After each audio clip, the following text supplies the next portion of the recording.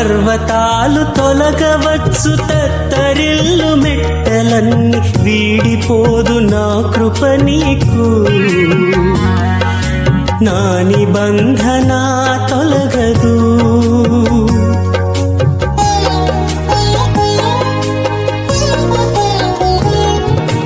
పర్వతాలు తొలగవచ్చు తత్తరిల్లు మెట్టలన్నీ వీడిపోదు నా కృప నీకు నా నిబంధన తొలగదు